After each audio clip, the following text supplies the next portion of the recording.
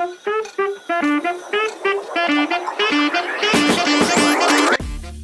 give over. What's wrong with me today? For God's sake. Yes, come on. Hey guys, and welcome back to the Blue Podcast. This is the Red Show, your one-stop shop for everything Man United, Liverpool, and Arsenal. I'm joined by my co-hosts. That's Heli. Hello, how are we doing? And my co-host Lloyd. Hello, welcome everyone to the show. welcome, and I'm your other host, Henry. This should be a great first show for everyone. Everyone feeling excited? Heli, how we doing? Oh, mate, I've been looking forward to this all day. I just spent the last 4 hours in mud and just cold weather. So I'm honestly, I've been nowhere but here right now. Awesome stuff. That's exactly what we're looking to hear. Awesome stuff. So, it is the international break at the moment. So our main topic this week is going to be the England men's squad announcement. I'm going to go through the names with you now and get the opinion of the boys, see how we're feeling, how our clubs are represented, and we'll go from there. So, these changes, what I'm going to read out to you now, is including the new boys that have just been announced today by Gareth Southgate after a few injuries. So we'll go kind of position by position. So we'll start off with the goalkeepers. We've got Sam Johnston, Jordan Pickford and Aaron Ramsdale. How are we feeling about that squad, boys? I'm pretty happy with those goalkeepers. I don't think there's much better that we could put out.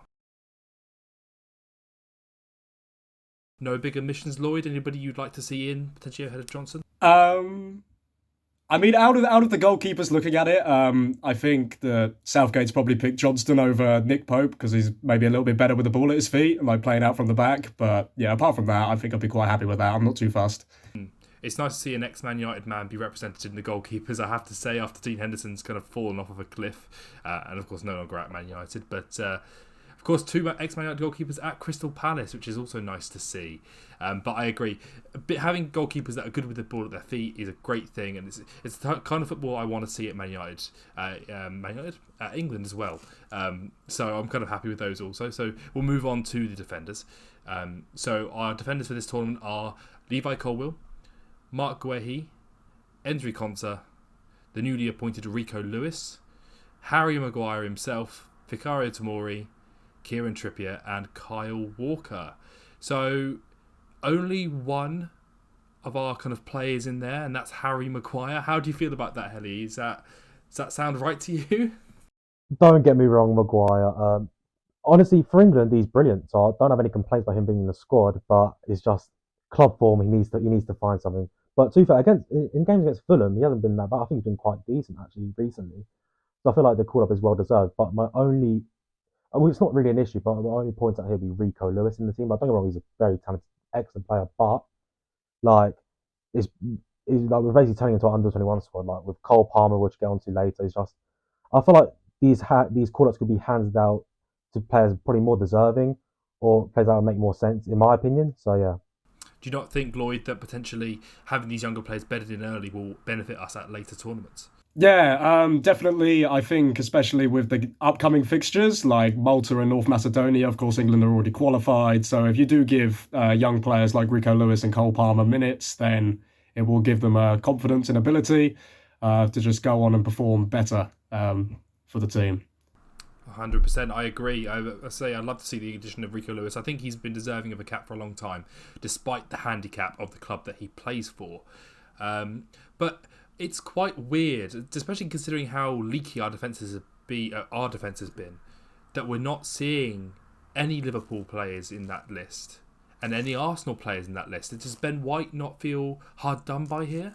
Listen, it's just agendas. That's the word that comes to my head. Agendas. That's it personally. Like ever since the World Cup, like apparently everyone doesn't like him anymore.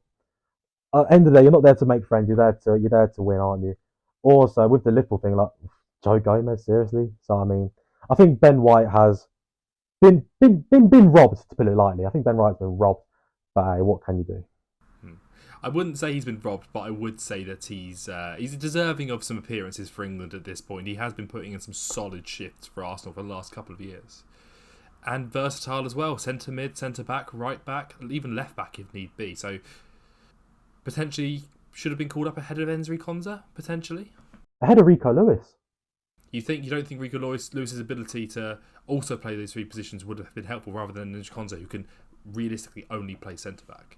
Yeah, but we have so many players that are like that as well. Like we've got Trent, right back, centre mid. He could do a job. So I feel like Rico Lewis, don't get me wrong, future England international, 100%. But right now, Ben White surely goes in over him, in my opinion. Well, I'm going to mark that one down as a win for the United boys because of our inclusion of Harry Maguire. Literally one player over zero, we'll take it. But that's surely going to change when we move into the midfield. So the midfielders for this tournament are going to be Trent Alexander-Arnold as a centre mid, the main man himself, Jude Bellingham, as long as he stays fit, Conor Gallagher, Jordan Henderson, the Saudi King, Cole Palmer, Calvin Phillips, and of course Declan Rice. So lots more inclusions in this list and not a single United boy. Lloyd, I'll come to you first. We've got Trent in there as a centre mid. How do you feel about him coming in not as a defender? I think, look, we all know about Trent's defensive issues and problems.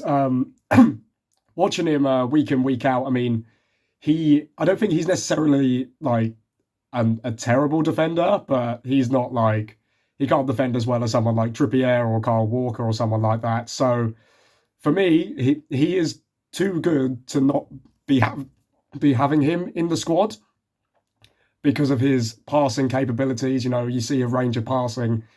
It's like a laser half the time. Like, if he putting crosses into the box that you just think are just absolutely outrageous. Like, so to find a way to get him into the squad, I think the midfield probably is the best route considering all of the right back options that England do have. So, yeah. No, I totally agree. It is a position we have in depth at the moment with all these amazing right backs. This isn't even considering people like Aaron Wan-Bissaka, who is an incredible defender and not don't start. No, seriously, he's another great English right back that doesn't even get a look in because of the quality of right backs that we have as a nation.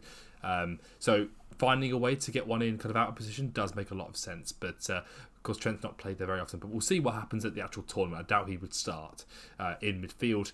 One man who does start in midfield, though, is Declan Rice. Have you found his start at Arsenal, Heli? Has he been a good signing so far? He's the glue we needed. He's by far the glue we needed. He does everything you want him to do. He's a destroyer. He carries.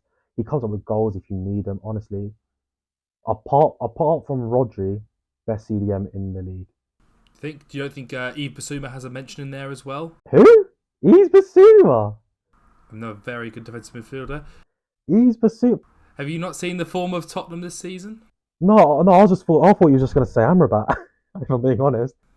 I don't have to be just about United. Although Amrabat is incredible, but we've not seen him yet. We've not seen him perform yet, so I will leave him out for the time being. Another inclusion in the squad of players like Jordan Henderson and Calvin Phillips, despite the fact Henderson's playing in Saudi Arabia and Calvin Phillips not playing at all. How are we feeling about that one, Lloyd? Are they worthy inclusions? I just don't like it. I don't like that. Like a player like such as Calvin Phillips, you know, he's a good football player, but you've got to be playing minutes. Jordan Henderson's in Saudi Arabia. It's not as high a level as the Premier League. You've got players such as James Ward-Prowse, who's getting assists every single week. He's playing a pivotal role for West Ham, and he's not even getting a look in. I mean, you know, I personally, as soon as Jordan Henderson went to Saudi Arabia, I don't think he should have been considered for selection, just because I think you could bring in younger players who, you know, have shone and have performed in the league this season over them. I'd rather see like other players such as you know, maybe like even they might not be as good football players, but they're playing football in the Premier League. So like a Sean Longstaff or something like that, because they're at least doing it, or like a Harvey Elliott or Curtis Jones, just younger players who are playing minutes in the best league in the world.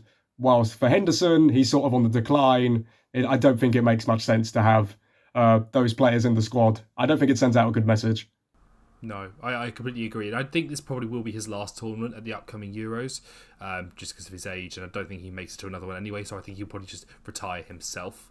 But it is another inclusion, and so we're going to have him in there. Well, I don't think he starts in this current team, unless Bellingham is injured, just because of the form of the midfielders. But we'll move on from there and move into the forwards there. Wait. Pause. What more does James Ward-Prowse have to do? I actually completely agree. That inclusion is massively overlooked. He must be sleeping with Southgate's daughter or something, because what the hell? What more does it... Bro, do you know how... Look at... No, okay, look, I'm not even trying to sound like a stat merchant, number merchant, but what... Also, but the things like what you say about depending what league you play in, I kind of agree, but at the same time, I rather focus on their performances and like how good they are rather than what league they play in. It is an interesting point, but with the quality of the Saudi league, even with the new inclusions of over the summer, I still... Him moving there was a payday and a move away from professional football. Look after himself for the future, which is fair enough, but I don't think that should go hand in hand with England call-ups every single week, in my opinion. Of course, yeah. But we do now need to move on to the forwards, just because we're running out of time a little bit. So there aren't many kind of surprise inclusions in the forwards, but I'll go through them anyway. Jarrod Bowen, Phil Foden, Jackie Grealish, Harry Kane, the main man himself, Marcus Rashford, Bukayo Saka, and Ollie Watkins. Anyone in there that stands out to you, Heli, as an unworthy inclusion, or do you think this is about right for our forwards at the moment? Genuinely perfect. Yeah, we're happy with that. What about you, Lloyd? Is there anybody else you think we're missing? I think we're missing a player like Raheem Sterling. I think since the World Cup, because he had to go home, of course, due to an event. I think his house got burgled, if I'm correct. I don't think since then he's been in the squad. And I look at a player such as Marcus Rashford, who of course impressed last season, but you've just got, I think for him, he was the best player at the Euros. You look at his overall performance and what he had gone ahead and done there. I know it was a couple of years ago, but he's a top player and he has been performing decently well at Chelsea, so I would have him in the team. It's an interesting shout, and Sterling is someone with a lot of experience. He is someone I've criticised in the past, especially at club level, for his lack of finishing ability, especially at Man City. He seems to miss a lot of chances. But for England, he does perform, so it is a worthy shout for an inclusion. Do you think Rashford is the one to step out if we were to take Sterling, Heli? Yes, 100%. Don't want to add any extra detail, or are you just happy to say yes? No, don't get me wrong. Don't get me wrong. I'm not that pressed about Sterling not being in it. I'm not that pressed about Rashford being in it. But I mean, if out of that like forward selection, I think maybe Jarrod Bowen, but I think Rashford is the one that should miss out if Sterling was to come in my opinion. But do you believe Sterling should come in for one of those boys, or are you not so sure? At the same time, I think so. But at the same time, I think Rashford could do more of a job there. So this is one I'm not like I don't fully disagree with. It's more one where it's like 2 stars and a wish. No, of course. And he's done it for England before, so it's the worthy shout to be included. But overall, I'll go around the boys here. We're going to give a rating out of 10 of the rating of the squad. I'm rather happy with it, but there are still some major exclusions, and the defence is, as usual, missing a few key players. I'm sure some of the players in the squad won't start when they should. So I'm going to give it a 7. What about you, Heli? Yeah, I agree. I was thinking 7. Yeah, I think there could be a lot of improvements, but at the same time, like I think the overall squad is good enough, especially for the opponents. It's good enough. It is only a couple of smaller nations this time round. What about you, Lloyd? What's your rating out of 10? I do think that for Southgate, it is solid. It's a solid squad for him, because sometimes we all know the selections that he can pick, like Phillips and Maguire in there again. But I think it's just got to the point now that people have just gotten used to it. Like I remember it would be a talking point a year ago, like every single time an international qualifier would come up, and it still sort of is, but it's now got to the stage where it's like, he's not going to drop Phillips or Maguire, they're just going to stay in the squad because, he has his favourites, and they have performed and have done well at previous competitions. So, yeah, I'd give it a 7 as well. Fantastic, a consensus. That's awesome for the first show. We're all on the same page. Love it. Won't last long. I'm sure it won't. So now we're going to move on to the current state of the Premier League before this international break. Of our 3 clubs, Liverpool are currently second and the highest of them, with Arsenal coming in third and United's currently sitting 6th. But of course, United did get that big win over Luton on the weekend, and of course, we have got the best form in the league. When you saw that, Lloyd, what did you think of United's form, and were you expecting that kind of score? Oh, I think the way that it's been perceived for Manchester United, you just look at it and you think, well, they're not actually necessarily playing that well when you do watch them. And of course, in the cup competitions, they've been knocked out, but they're getting results. And that is a very key thing. And for Ten Hag, you've just got to keep on winning games, get higher up the league. He's a big talking point because of the media are at the moment perceiving that maybe he shouldn't be in the job. For me, I think he's fine, and he should continue as the United boss for now.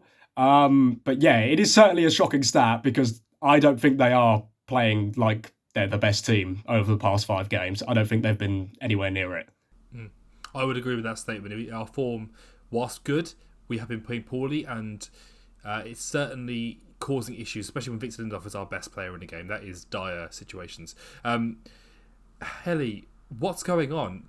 Is it not more important that United are winning despite being poor? Is that not the sign of a winning team? Yeah, no, end of the day, results matter, don't they? So I think despite not playing very well, it's still important you get the win. And I'm genuinely, as much as I hate to say it, Man United are in their DNA. They are a winning team. So like they should be able to get these results despite not playing well. That's what makes a winning team. That's what teams in the past you've done great. That's what Arsenal do, obviously. That's what Man City do. Sometimes even when they don't play at their best, they still have to just drag out a win. And I feel like the way Man United are doing it, like maybe you should take their opponents into consideration, like Fulham, Luton. But I still think it's impressive what they're doing. 100%. So we'll now move up the table into that third place position, and I'll come back to you, Heli, in regards to Arsenal. A big 3-1 win over Burnley. Was it a good result? Was it a good performance from Arsenal there? I won't be able to comment on the whole game because illegal 3 p.m. blackout. I don't want to break the law and all that. But yeah, so I did watch the game. It was actually really good. I think we played very well. But obviously, Trossard put his body in line like an absolute warrior. Again, it was a good performance, but obviously things to improve on. But overall, very good win. Yes, no, of course, because unfortunately I wasn't unable to see it as well. Definitely did not illegally stream it. That's certainly not something that I ever do. They'd never be me. Was it just a case, Lloyd, that it was just a weak Burnley team that they've just rolled over, or was it a good Arsenal performance? Well, I mean, you look at the side. You can only play who you put up against, and when it comes to Arsenal this season, they have dropped points to Fulham at home in a previous game, so they can't afford to do that too many times. And in this match today, when it occurred, they went 1-0 up, conceded a goal, but then took control of the match again and secured the victory with 2 more goals than the other team, which was always helpful for the goal difference because at the top of the table at the moment, it is so close with so many teams. So maybe come the end of the year, who knows, the title race might be decided on goal difference. So to get those extra goals is really, really important. I completely agree. Goal difference this season is going to be massive because every team seemed to have stepped up out of nowhere. But unfortunately, the goal difference is slightly off the other team we're going to talk about today, which is Liverpool, who are sat in second currently on that goal difference by 1 goal. 1 goal in it. Were you able to catch the game, Lloyd? Were you impressed by Liverpool's performance? Yeah, again, didn't watch the game because, of course, it wasn't live on television, and don't want to do any illegal streaming. But I did watch the highlights, watch the extended highlights, and I thought that it was a solid Liverpool performance. Salah getting 2 goals yet again. Very pleased that Liverpool did reject that outrageous bid from Saudi Arabia. And yeah, I think it was a solid performance. I mean, Brentford had chances because Liverpool always seem to give opposition teams chances. But apart from that, overall, really, really good game. And players are definitely linking up and looking back to their best. It is starting to kind of slot into place despite the kind of imbalance in the midfield. Heli, what do you make of Mo Salah? He is carrying Liverpool at the moment, but would you have taken that £100 million bid in the summer? Oh, honestly, I think 100 million is like stupidly cheap in my opinion. I think best player in the Premier, I'd say honestly, and I think 150 is a bargain for him. Honestly, he does so much. Without him, God knows what Liverpool will be doing right now. 100%. If only we could see that.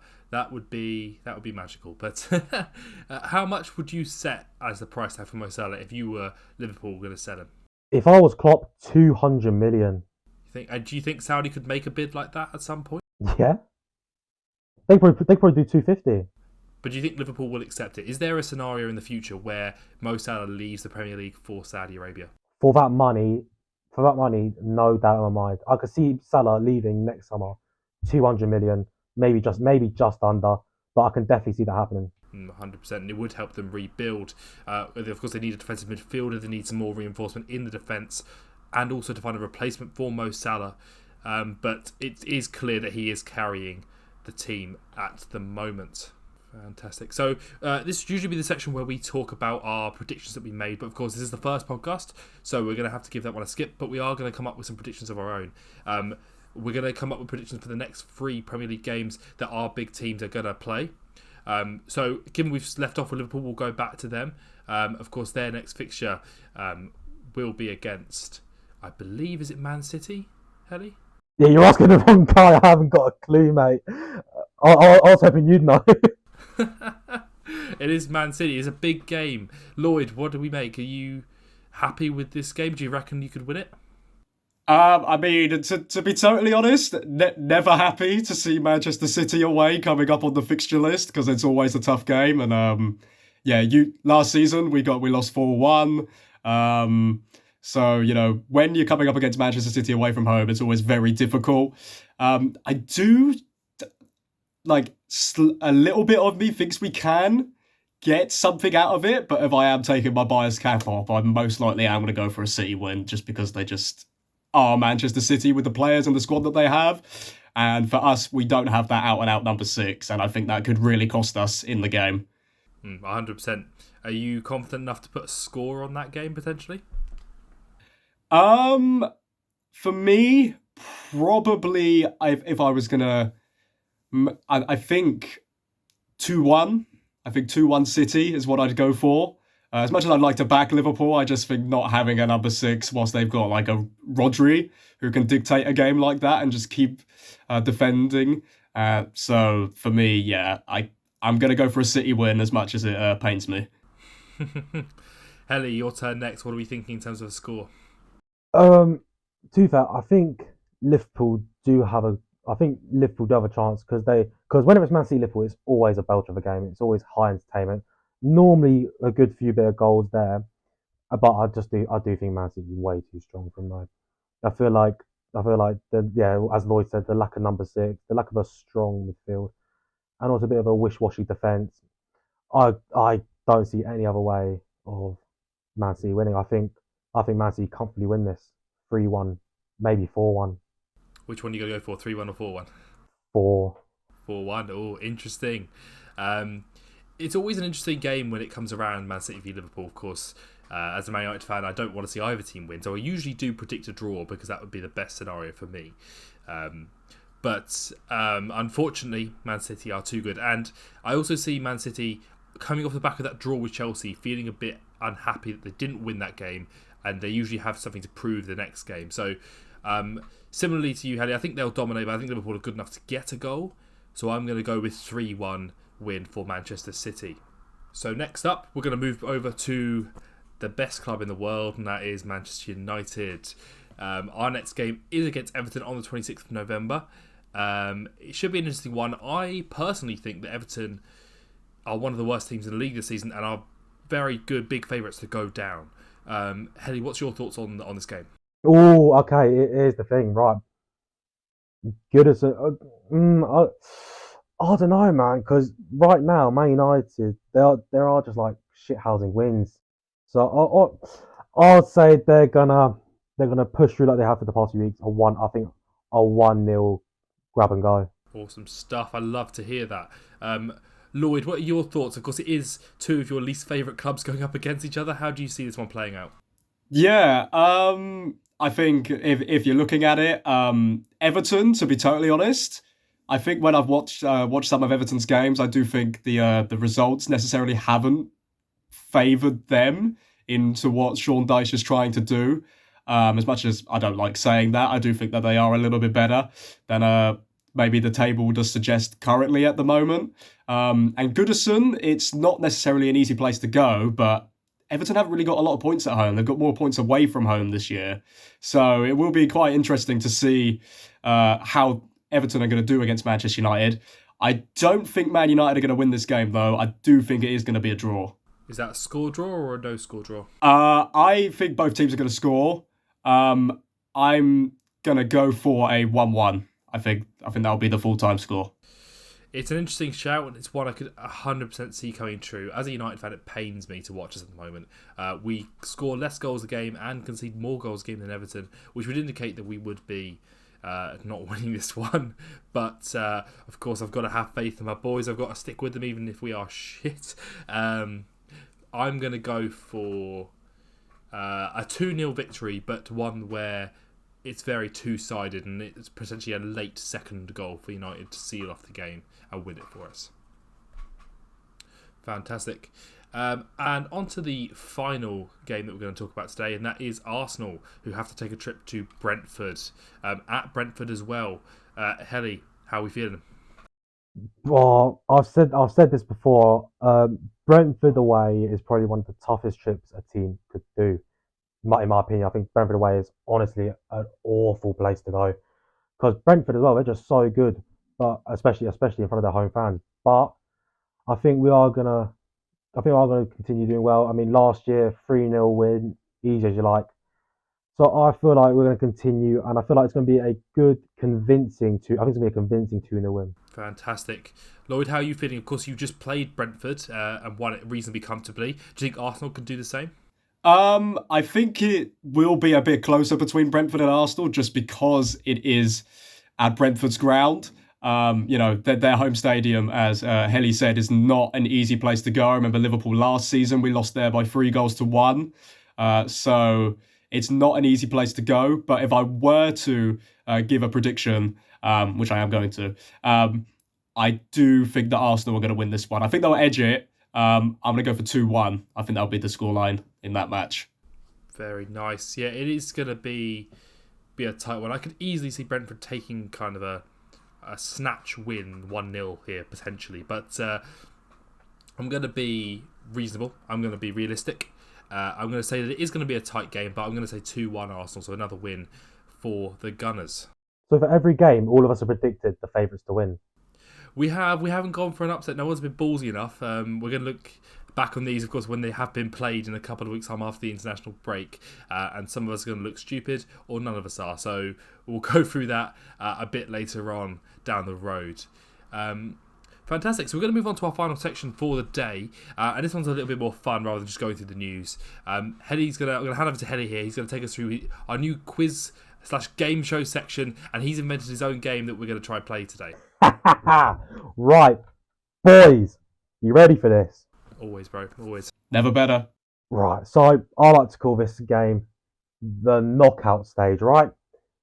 Basically, we're going to get given a topic, and we're going to do winners. For today's episode, it's going to be Premier League winners. So basically, what we are going to do, lads, we're going to go from year. So like 2023, 2022, 2021, as far back as you can until someone loses all 3 lives. So you're gonna take it in turns. So 1 minute, let me find something I can flip. Right, so I've got my university ID. Henry, is my face gonna land up or down? I'm gonna take your face going up. All right, 1 minute. It's gone down. So Lloyd, you will go first. Right, cool. So Lloyd, who was Premier League winners in 2023? Manchester City. Correct. Got now Henry, winner 2022. Well, unfortunately, it was Manchester City again. Correct. Lloyd, 2021. Manchester City. Correct. Henry, 2020. It was the other team I hate, Liverpool. Correct. Lloyd, 2019. Manchester City. Correct. Henry, 2018. There was a rogue Chelsea in there, but I'm going to stick with Man City for this one. Correct. Lloyd, 2017. Chelsea. Correct. All right. Henry, 2016. Oh, God, don't do this to me. Was it City before that? I think it was. Yeah, let's go with City. We're going to go lock in City. Oh, no, you're wrong. You've lost a life, you idiot. So, Lloyd, your turn, 2016. Leicester City. There we go. Henry. What's wrong with me today? For God's sake. Leicester City, you didn't get that? I thought it was way earlier than that. Why? How is it that late? Right, now, because it was passed over, it's still Lloyd's go. Lloyd, 2015. Manchester City? Nope, incorrect. Passed over to Henry. Henry, 2015. Oh, it was Chelsea, wasn't it? Chelsea. So, God, still on you, Henry, 2014. It was Manchester City. Correct. Lloyd, 2013. Manchester United. Correct. Henry, 2012.